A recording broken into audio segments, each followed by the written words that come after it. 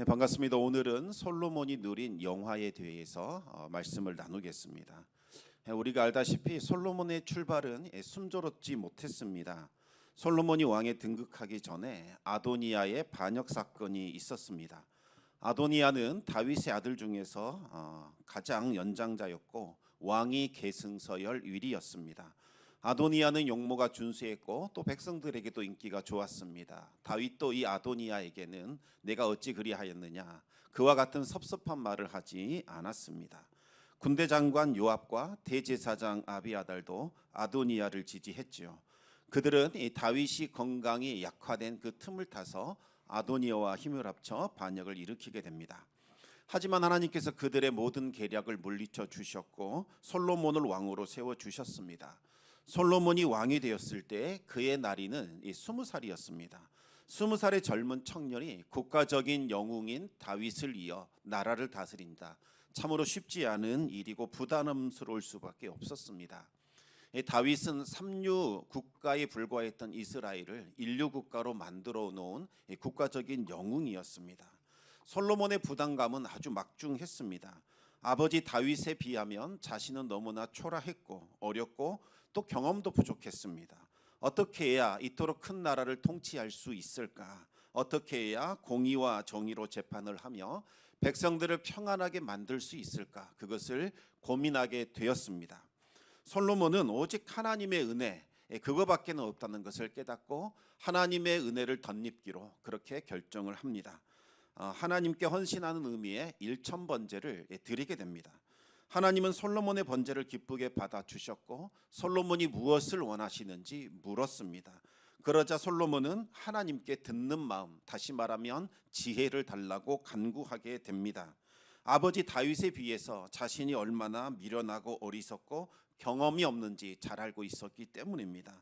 사람의 지혜를 뛰어넘는 하나님의 지혜, 그것이 있어야 이스라엘을 통치할 수 있겠다라고 생각했던 겁니다. 하나님은 솔로몬이 지혜를 구하자 너무나 기뻐하셨고 솔로몬이 구하지도 않은 부귀와 영화를 함께 주시겠다고 약속하셨습니다. 우리 함께 열왕기상 3장 11절에서부터 13절까지 같이 한번 읽어보겠습니다. 이에 하나님이 그에게 이르시되 내가 이것을 구하도다. 자기를 위하여 장수하기를 구하지 아니하며 부도 구하지 아니하며 자기의 원수의 생명을 멸하기도 구하지 아니하고 오직 송사를 듣고 분별하는 지혜를 구하였으니 내가 내 말대로 하여 내게 지혜롭고 청명한 마음을 주노니 내 앞에도 너와 같은 자가 없었거니와 내 뒤에도 너와 같은 자가 일어남이 없으리라. 내가 구하지 아니한 부귀와 영광도 내게 주노니 내 평생의 왕들 중에 너와 같은 자가 없을 것이라. 아멘. 하나님께서 솔로몬에게 지혜를 주셨는데 그 지혜가 어떤 것인지 제대로 보여주는 사건이 하나 등장하지요. 바로 솔로몬의 재판이라는 사건입니다. 솔로몬은 이 재판을 통해서 하나님이 주신 지혜의 본질이 무엇인지를 아주 잘 보여줬습니다. 솔로몬의 재판은 두 명의 창녀가 찾아와서 누가 진짜 이 아들의 엄마인지 가려내 달라는 그와 같은 재판입니다. 솔로몬은 아이의 엄마가 누구인지 알 수 없으니 이 아이를 갈라 공평하게 나누겠다 이렇게 명령을 내렸습니다. 솔로몬의 명령을 들은 이 진짜 엄마는 애간장이 녹아내렸습니다. 내 아이가 되지 않아도 좋으니 이 아이를 저 여자에게 주어라. 그래서 제발 이 아이를 살려주십시오. 애원하게 됩니다.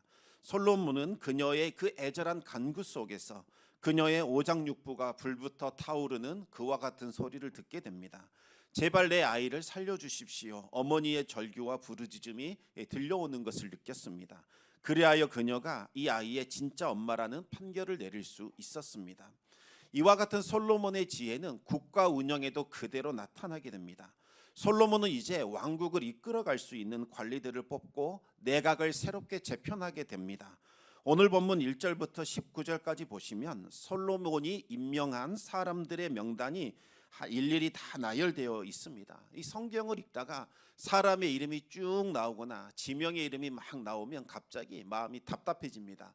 그 부분을 빨리 건너뛰고 이야기가 시작되는 부분부터 다시 읽고 싶은 그와 같은 마음을 갖게 되지요. 그런데 여러분, 성경에 이름이 나오고 지명이 나오는 것은 다 이유가 있습니다. 그 명단을 자세히 들여다보면 우리가 그전에 알지 못했던 새로운 은혜를 깨달을 수 있습니다.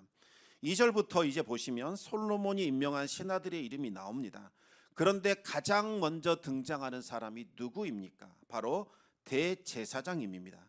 대제사장이 가장 먼저 등장한다는 점이 다윗의 통치와 솔로몬의 통치의 가장 큰 차이점입니다. 솔로몬은 아버지 다윗의 통치를 그대로 답습한 것이 아니라 새롭게 개편을 하게 됩니다. 그 이유가 무엇일까요? 그것은 서로가 받은 사명이 완전히 달랐기 때문입니다. 다윗이 받은 사명은 대적들을 물리치는 거죠. 그래서 나라를 평온하게 안정시키는 것, 이것이 다윗이 받은 사명입니다. 반면에 솔로몬이 받은 사명은 평화를 정착시키고 그 평화를 이어가는 것, 이것이 바로 솔로몬이 받은 사명입니다. 그래서 다윗은 전쟁의 염두에 두고 군사령관, 다시 말하면 군대 장관을 가장 우선에 두었던 겁니다. 우리 함께 사무엘하 8장 15절에서부터 17절까지 말씀을 한번 같이 읽어보겠습니다. 다윗이 온 이스라엘을 다스려 다윗이 모든 백성에게 정의와 공의를 행할세. 스루야의 아들 요압은 군사령관이 되고 아힐룻의 아들 여호사밧은 사관이 되고 아히두베의 아들 사독과 아비아달의 아들 아히멜렉은 제사장이 되고 스라야는 서기관이 되고. 다윗의 시대에는 전쟁이 끊이지 않았습니다. 그래서 전쟁이 나라를 다스리는 최우선의 과제일 수밖에 없었죠. 그래서 군사령관 요압이 다른 신하들보다 가장 높은 위치에 있었던 겁니다. 하지만 솔로몬 시대에는 그렇지 않습니다. 솔로몬은 대제사장 아사리야를 다른 신하들보다 가장 높은 위치에 두었습니다. 그러면 대제사장에 이어 두 번째 순위는 누가 되었을까요?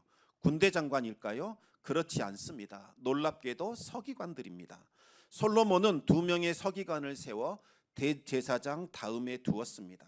이 원래 서기관이 하는 일은 문서를 기록하는 일, 이것을 하는 일이죠. 이 서기관이 해야 할 가장 중요한 임무 가운데 하나는 율법을 필사하여 보존하고 또 연구하고 가르치고 해석하는 일, 이것을 서기관이 했습니다. 이 솔로몬이 이 율법 전문가들을 높여서 국정을 책임지는 국무총리의 위치에 세웠던 겁니다. 한 사람을 세운 것이 아니라 두 사람을 세운 이유는 한 사람은 국내 업무를 총괄하게 만들고 다른 한 사람은 해외 업무를 총괄하게 만들기 위함이었습니다. 솔로몬은 소위 선진국이라고 하는 이방 나라들의 국정 운영을 그대로 받아들이지 않았습니다. 왜냐하면 이스라엘은 특별한 나라이기 때문입니다. 바로 하나님의 말씀을 따라 통치하는 하나님의 국가입니다. 그래서 솔로몬은 율법에 정통한 2명의 서기관들을 국무총리로 세워서 율법의 정신과 율법의 규정에 따라 왕국을 운영하도록 그렇게 만들었던 겁니다. 그러면 이제 세 번째 순위로 누구를 세웠을까요? 3순위로 세운 직책은 바로 사관입니다. 사관은 말 그대로 국사를 기록하는 사람을 말하는 겁니다. 왜 국사를 기록하는 걸까요? 하나님의 말씀에 따라 국가를 운영하면 어떤 결과가 나타나는지, 또 하나님의 말씀을 거역하고 사람들 눈에 보기 좋은 대로 국가를 운영하면 어떠한 일들이 일어났는지, 그것을 가감없이 있는 그대로 적는 사람, 이 사람들이 바로 사관입니다.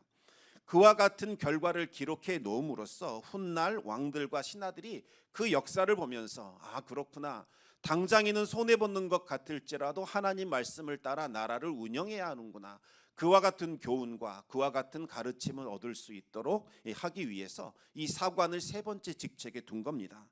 그래서 사관들은 이 국가의 중요한 사항을 결정하거나 또 국정을 운영해 갈 때에 과거에 기록된 그 내용들을 토대로 이렇게 하시는 것이 좋겠습니다, 이렇게 조언을 하거나 이렇게 하시면 문제가 발생하게 됩니다, 그렇게 비판하는 역할을 하게 되었습니다.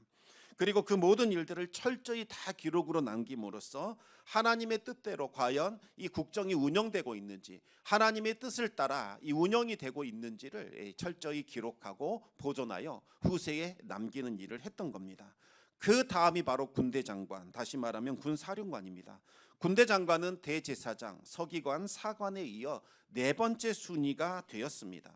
솔로몬이 통치하는 시대는 다윗의 시대와 다르게 전쟁이 없는 평화의 시대였기 때문입니다. 그래서 솔로몬은 군사보다는 하나님께 드리는 제사, 하나님의 말씀, 하나님의 법도를 주고 국가를, 왕국을 운영하기를 원했던 겁니다.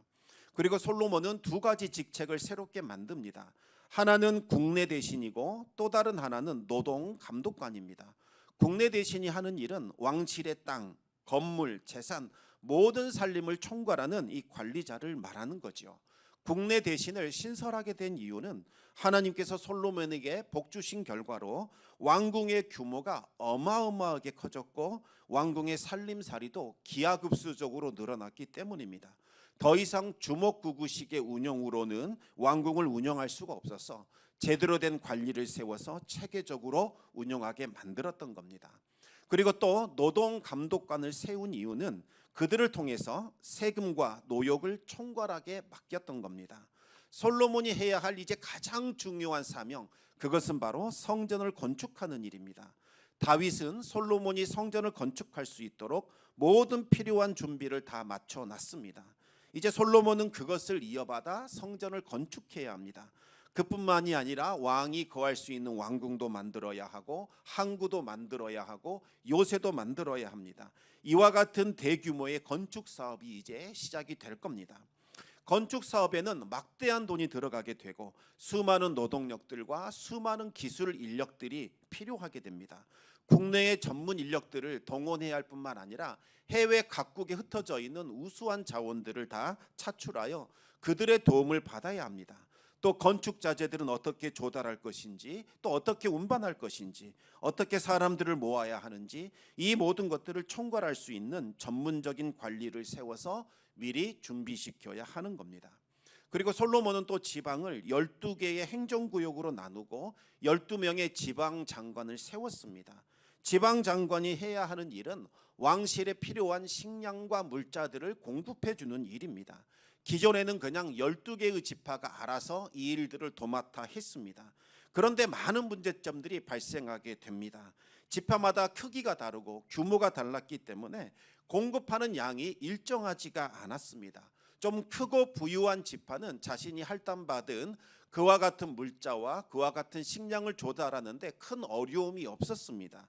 하지만 좀 작고 가난한 지파들은 커다란 부담을 느낄 수밖에 없었던 거지요. 솔로몬은 이 지파의 한계를 좀 보완할 수 있도록, 극복할 수 있도록 조직 체계를 새롭게 정비를 합니다. 이스라엘 전역을 12개의 행정구역으로 나누고 각 행정구역마다 그 지방의 특징을 잘 알 수 있는 사람을 지방관리로 세우게 됩니다. 그래서 각 구역이 1년 12달 매달씩 한 번씩 돌아가면서 왕실에 필요한 물자와 각종 식량을 조달할 수 있도록 그렇게 했던 겁니다. 또 솔로몬은 한꺼번에 관리들을 다 갈아치우지 않았습니다. 세대 교체가 한 번에 일어난 것이 아니지요. 노련한 관리들은 그대로 중용을 했고 부족한 부분들에 젊고 유능한 관리들을 세우어 조화를 이루게 했습니다. 솔로몬의 아들 르호보암 시대에 그 실패가 일어났던 이유는 자신의 뜻과 같지 않은 동년배들, 이들과 함께 함으로써 다른 사람들을 다 배척시켰기 때문이었습니다. 결국 그 아들 르호보암 시대에 이르면 이스라엘이 남과 북으로 갈라져서 서로 분열을 이루게 됩니다. 여러분, 솔로몬의 지혜는 이스라엘의 왕국을 결국 하나님 중심, 말씀 중심, 예배 중심으로 운영하게 만들었습니다. 세대와 지역과 코드를 따라 어떤 사람은 배제시켜버리고 어떤 사람은 배척하고 소외시키는 것이 아니라 서로의 차이와 서로의 다름을 인정하고 서로가 조화를 이루어 통합하는 방향으로 이끌어 간 겁니다. 부족한 부분들은 서로 메꿔주었고 보완해 주었고 또 격차는 서로 줄여 나감으로써 다 같이 잘 사는 나라, 다 같이 행복한 나라, 다툼과 분열이 없는 평화의 나라, 하나의 공동체를 지향하며 나아갔던 거지요. 그와 같은 결과는 과연 어떤 방식으로, 어떤 모습으로 나타나게 되었을까요? 열왕기상 4장 20절과 21절 말씀 우리 같이 한번 읽어보겠습니다.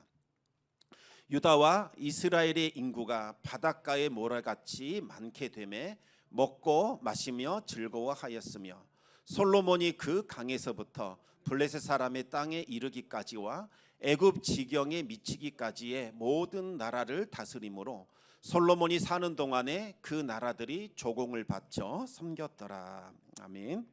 가장 먼저 유다와 이스라엘의 인구가 바닷가의 모래같이 많아졌다. 이렇게 기록하고 있습니다.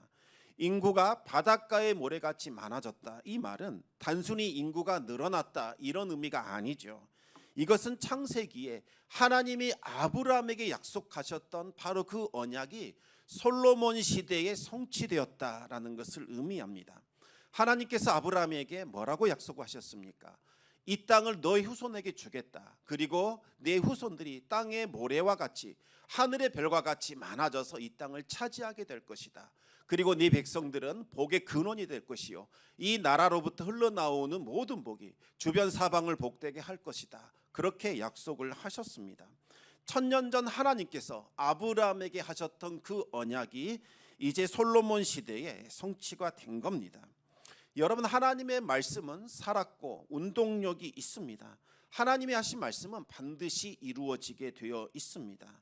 그런데 어느 시대에 그 말씀이 성취되었다라고 해서 그 말씀의 효력이 그것으로 끝나버리는 것은 아닙니다. 그 후에도 계속해서 그 말씀은 효력을 발휘하게 되지요. 그 말씀이 살아 있습니다. 어제나 오늘이나 동일합니다. 따라서 우리가 아브라함에게 주신 하나님의 약속을 나의 것으로 믿고 받아들인다면 그 약속은 나에게 주시는 하나님의 약속이 되는 겁니다. 그리고 동일한 능력과 동일한 기적이 나타나게 되는 거죠. 하나님의 말씀을 지금 나에게 주시는 말씀, 나에게 주신 명령으로 받아들이시기 바랍니다. 그러면 그 말씀이 지금 나에게 역사하게 됩니다. 우리가 아브라함에게 주신 말씀을 나의 말씀으로 믿고 받아들이면 내가 아브라함이 되어 아브라함에게 약속한 모든 것들이 나에게 주어지는 겁니다. 만약 내가 요셉에게 주신 하나님의 말씀을 지금 나에게 주시는 하나님의 말씀으로 우리가 믿고 받아들이고 순종한다면 우리가 요셉이 되어 그 모든 약속이 우리에게 성취가 되는 거지요. 하나님의 말씀은 시간이 흐르면 흐를수록 더 커지고 번성해지고 흥왕해지는 그와 같은 특성이 있습니다. 따라서 우리가 선포되는 말씀을 지금 나에게 들려주시는 하나님의 말씀으로 믿고 받아들인다면 하나님께서 예비하신 그 구원과 그 은혜에 참여할 수 있게 됩니다. 날마다 하나님의 은혜에 동참할 수 있기를 우리 주님의 이름으로 축원합니다.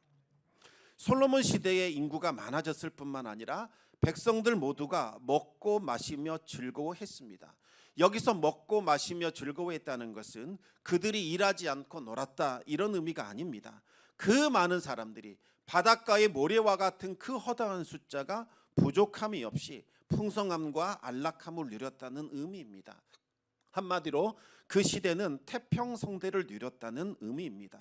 솔로몬이 하나님을 경외하고 하나님께 드리는 제사를 중심에 두고 말씀에 따라 그 왕국을 운영하자 하나님께서 아브라함에게 하신 그 약속을 이루어 주셨고 풍성한 은혜 가운데 살게 하셨다는 의미입니다. 그뿐만이 아닙니다. 솔로몬 시대에는 가장 큰 영토를 갖게 되었습니다. 또 주변 나라들을 통치할 수 있었습니다. 21절을 보시면 그 강 이렇게 나오는데 이 강은 유프라테스 강을 말합니다. 솔로몬이 북쪽으로는 유프라테스 강부터 시작해서 남쪽으로는 애굽에까지 이르는 이 광활한 땅, 그 땅을 다스리고 통치할 수 있게 되었다는 겁니다. 그 지역에 있는 모든 나라들이 솔로몬의 영향력 아래에 있었고 매년 솔로몬에게 조공을 바쳤다는 거지요. 22절을 보시면 솔로몬이 하루에 먹는 음식물의 양이 나옵니다.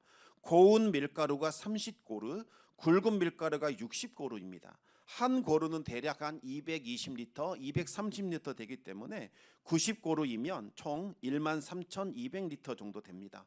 어마어마한 양입니다. 솔로몬 혼자 먹은 것이 아니라 왕궁에 거하는 모든 사람들이 하루에 이와 같은 많은 양을 먹었다는 겁니다. 왕족들, 왕실에 속한 사람들, 정부 관리, 식솔들, 군대, 인부들, 손님들까지 다 합치면 적어도 13,000명에서부터 대략 한 3만 명까지 솔로몬의 그 궁전에 거하며 살았다는 이야기가 됩니다. 여기에 외양간에서 솔지은 소가 10마리, 방목해서 키운 초장의 소가 20마리, 양 100마리, 숫사슴, 노루, 암사슴, 거위나 닭과 같은 살찐 이 조류들까지 다 제공이 되었습니다. 매일 솔로몬의 왕궁에서 이처럼 어마어마한 양이 소비가 된 겁니다. 이것을 감당할 수 있을 만큼 솔로몬 시대에는 이스라엘이 정말 부강했습니다. 24절을 보시면 어떻게 이와 같은 식자재들이 끊이지 않고 공급될 수 있었을까? 안정적으로 공급될 수 있는 이유가 무엇이었을까? 거기에 대해서 말씀하고 있습니다. 솔로몬의 영향력과 명성이 이제 유프라테스 강과 애굽 땅에 이르는 영토에만 한정된 것이 아니라 그것을 넘어서서 저 먼 나라까지 펼쳐졌고 그들 역시 솔로몬의 영향권 아래에 들어왔습니다. 솔로몬은 저 멀리에 있는 나라들과도 화평한 관계를 맺게 되었고 또 그들과도 국제 무역을 하기 시작을 합니다. 그래서 수많은 음식물들과 진귀한 물품들이 이스라엘 안으로 들어올 수 있었던 겁니다. 25절을 보시면 솔로몬이 누리게 된 영화가 과연 어떠한 것인지 다시 한번 요약해서 말씀해 주고 있습니다. 우리 함께 25절 말씀을 같이 한번 읽어보겠습니다. 솔로몬이 사는 동안에 유다와 이스라엘이 단에서부터 브엘세바에 이르기까지 각기 포도나무 아래와 무화과 나무 아래에서 평안히 살았더라. 아멘. 이 단에서 브엘세바까지는 우리나라로 치면 백두에서 한라까지, 다시 말하면 전 국토에 있는 모든 사람을 의미합니다. 그리고 이 포도나무와 무화과 나무는 풍성한 열매를 끊임없이 공급해주는 나무인데 이스라엘을 상징하고 대표하는 대표적인 두 개의 나무들입니다. 포도나무와 무화과 나무 아래에 있다는 것은 풍성한 열매가 오랫동안 끊임없이 그들에게 제공이 되어 근심 걱정 없이 살아가게 되었다. 이와 같은 의미입니다. 솔로몬이 사는 동안에 유다와 이스라엘의 모든 백성들은 태평성대를 누리며 살았습니다. 그들은 음식 걱정 없었고 전쟁 걱정 없이 하나님이 주시는 평화와 만족과 기쁨을 충만하게 누리며 살았습니다. 지금과 같이 이 첨단 과학이 발달하고 생산성의 극치를 이룬 지금도 이루지 못한 것, 이것이 솔로몬 시대에는 이루어졌다는 거지요. 솔로몬의 영화가 과연 어떻게 해서 이루어진 것인가? 성경은 그 이유를 이와 같이 말씀하며 요약하고 있습니다. 오늘 본문 29절과 우리 30절 말씀을 같이 한번 읽어보겠습니다. 하나님이 솔로몬에게 지혜와 총명을 심히 많이 주시고 또 넓은 마음을 주시되 바닷가에 모래같이 하시니 솔로몬의 지혜가 동쪽 모든 사람의 지혜와 애굽의 모든 지혜보다 뛰어난지라. 아멘. 솔로몬이 하나님을 경외하고 듣는 마음을 갖기를 원하자 하나님께서 솔로몬에게 지혜와 명철을 주셨고 또 넓은 마음을 주셔서 바닷가의 모래같이 하셨습니다. 지혜라는 것은 옳고 그른 것을 분별할 수 있는 분별력, 또 해야 할 것과 하지 말아야 할 것을 결정할 수 있는 그 능력을 말하는 겁니다. 총명이라는 것은 예리한 판단력을 가지고서 어렵고 복잡한 문제들을 통찰력 있게 꿰뚫어보고 그것을 해결할 수 있는 능력을 뜻합니다. 이 지혜와 총명이라는 것은 하나님과 바른 관계에 섰을 때 하나님께서 주시는 선물입니다. 하나님의 관점에서 하나님의 마음으로 이 문제들을 바라보고 어떻게 해야 하나님의 통치가 실현될 수 있을까? 어떻게 해야 하나님이 기뻐하실까? 그렇게 고민할 때에 하나님께서 부어주시는 하늘에 속한 신령한 지혜입니다. 어떻게 해야 나에게 유익이 될까? 어떻게 해야 나의 이름이 드러낼까? 어떻게 해야 나를 위해서 사용할 수 있을까? 이럴 때에는 이와 같은 지혜가 부어지지 않습니다. 오직 하나님을 경외하면서 하나님의 뜻이 실현되기를 원합니다. 하나님의 거룩한 백성들이 평안하게 되기를 원합니다. 그렇게 간구하면서 해결책을 구할 때에 내가 전혀 생각지도 못했던 하늘에 속한 지혜와 명철이 나에게 임하게 되는 것이고 그것을 따라 행동할 때에 놀라운 은혜가 나타나게 되는 거지요.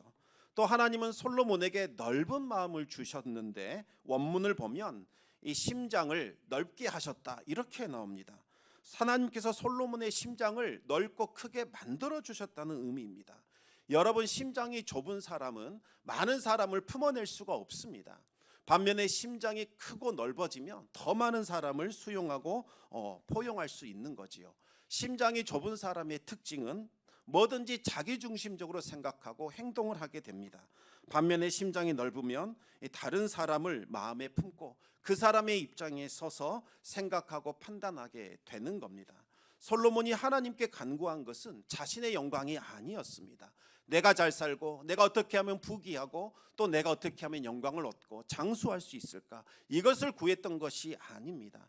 어떻게 하면 하나님의 백성들을 공의와 정의를 따라 다스리게 할 수 있을까? 그들을 평안하게 만들 수 있을까? 이 솔로몬이 자신의 심장을 넓게 하여 하나님께 간구하자 하나님께서 솔로몬의 기도를 기쁘게 받아주셨고 하늘에 속해 있는 지혜와 명철을 그에게 부어주신 겁니다. 솔로몬은 하나님이 주신 지혜 그리고 하나님이 주신 총명으로 백성들을 다스렸고 그 결과 태평성대를 이룰 수 있었던 겁니다. 여러분, 이제 말씀을 맺겠습니다. 바울은 우리에게 이렇게 말했습니다. 너희 안에 그리스도의 마음을 품으라. 무슨 말일까요?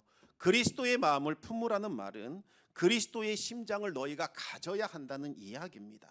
주님의 심장은 어떤 심장입니까? 나 같은 죄인, 정말 의인이 아닌 죄인, 그 누구도 비난하고 그 누구도 모욕하고 손가락질할 수밖에 없는 그 죄인, 그 죄인을 살리기 위하여 하늘 영광을 버리시고 낮고 천한 모습으로 이 땅에 오셨습니다.